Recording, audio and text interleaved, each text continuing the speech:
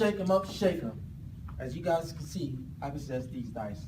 But these aren't just ordinary dice. These are the dice of life. They're simple to use. You just make a bet, hope for the best, and roll.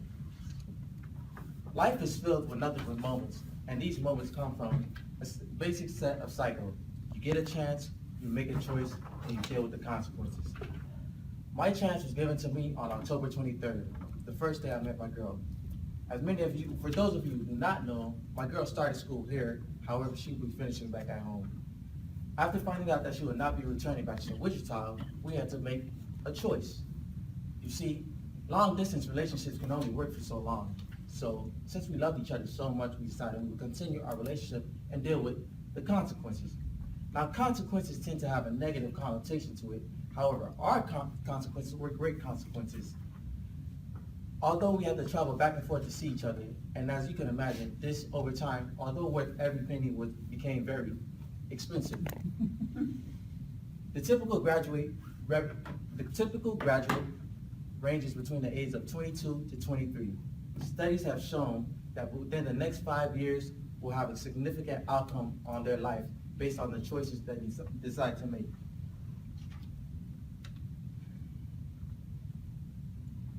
I am doing this in order to further continue the life that I decided to live.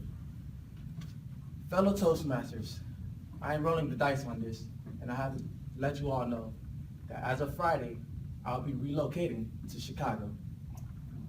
Now I know what many of you are thinking right now. What? Chicago? Come on! Who would leave Wichita, Kansas for Chicago? Let's just say I'm just exploring the game of life. Wichita had many outcomes for me. The first was the culture. After leaving Miami and going to school in Washington, D.C., I had to get adapted to the new location. I come from cities where the cost of living was pretty high, traffic was inevitable, and pretty much you had to get around with public transportation. Here, I was only paying $463 for rent compared to DC, where there was little to none for $1,000. It was here in Wichita where I got to see the Keeper of the Plains. I got to enjoy country music. I learned how to two-step and watch live rodeo at Club Rodeo. It was also here in Wichita where I got to witness the K-State versus KU rivalry, enjoying the nightlife at Old Town, going to the Delano district, and most importantly, Riverfest. Snake Eyes, the workforce. I've always been a hard worker. However, I figured that working hard will not get you to the top. And being in the workforce has taught me that. Not only must you be a hard worker, but you must possess excellent social skills, which I lack. Not only must you answer emails, speak on the phone well, you must also build relationships with your fellow colleagues. And I happen to work with the most amazing coworkers. First, you have the comedians, Jacob, Kyle, and Zung, the funniest of all. Then there's Patrick.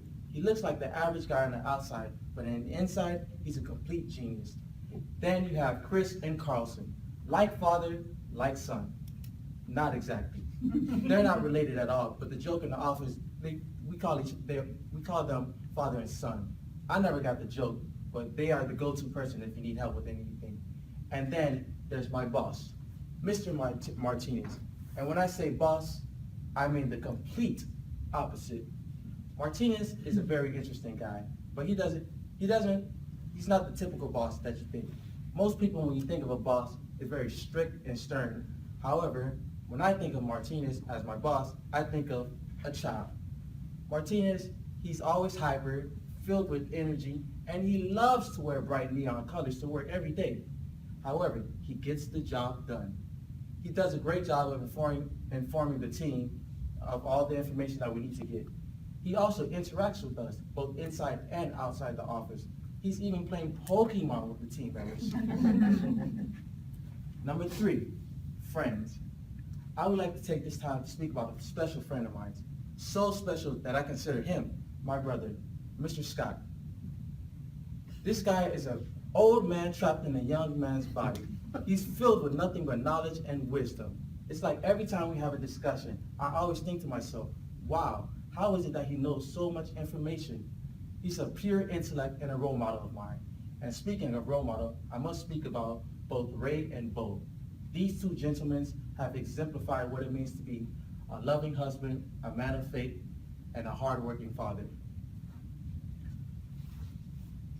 Big money, big money, big money. Toastmasters. What an excellent organization. I was fortunate enough to be a part of this club with such well-spoken speakers with a variety of different personalities. I remember my first day here, April 6th.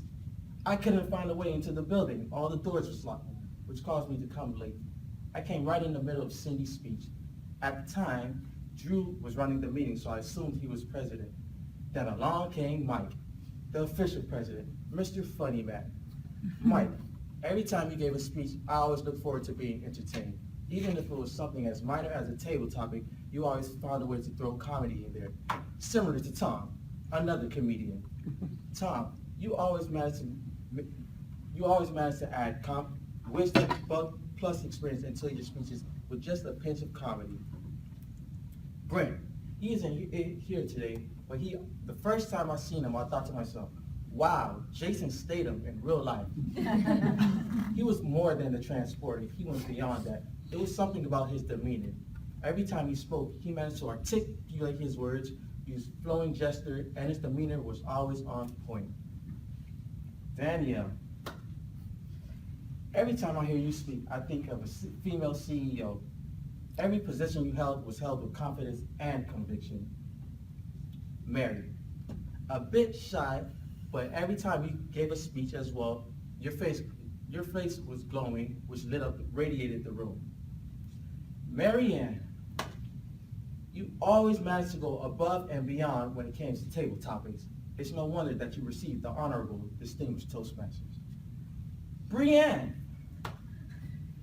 meeting you later on at Toastmasters, I first thought you were a guest, but no, you had me fooled. This obviously wasn't your first time. Each one of your speeches was very animated and filled with energy, which is amazing. And to all the new Toastmasters, I must testify that has to be one of the best investments that I have made in my life.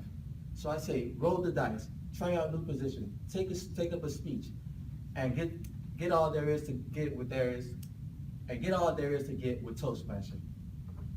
Roll the dice. As they say, nothing good lasts forever, and I know I want to spend the rest of my days with her. However, I know that her sickness takes the best of her, so I'm doing this for the best.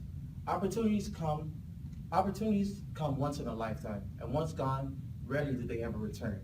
I have evaluated my decisions, the pros, the cons, what am I losing, and plus what I will gain. I am very optimistic, but also I am still humbled. I make sure my head isn't stuck up in the clouds. I know I'm very aware that my new location may be possibly a bit rough, however, I'm willing to take on that challenge. I know essentially I'm starting all over. I will have to meet new employees, enter a new workforce, and a new location. However, I may succeed or I may fail, but you do not know unless you try. Again, this is the greatest 5-year window of my life, and I'm doing this now.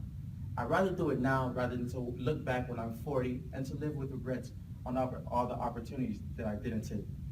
Now, in the palm of your hands, you all possess these same dices. This is what I want you all to focus on. What are your true desires? Are you happy with what you have, or are you just accepting what life is giving you? Are you comfortable with where you are? Are you just accepting your safety nets? What is it that you want? Not what you want because other people may want it for you, but what is it that you truly want? And if you do know what you want, Nike said it best, just do it. If you're going to try, go all the way. Otherwise, don't even start. Not everyone will agree with you. I may warn you. You may get laughed at, find yourself in isolation, and maybe even lose family or friends, but go all the way. A lot of people fail to take the first step towards success, and this is primarily due to one reason: fear. The fear of failure or the fear of succeeding and not being able to handle it. But I say still try. However, you may have those naysayers. Some may tell you to be realistic, But I say realistic is the most common path towards mediocrity. Do not go where the path may lead, but go where there is no path and leave a trail. What? Chicago? Come on! Why would anybody leave Wichita, Kansas for Chicago? It's best summarized in this poem by Edgar Guest. Somebody said that it couldn't be done, but he with a chuckle replied that maybe it couldn't, but he would be one who wouldn't say so till he tried.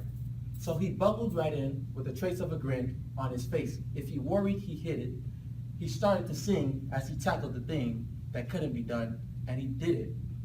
Somebody scoffed, "Oh, you'll never do that. At least no one ever has done it."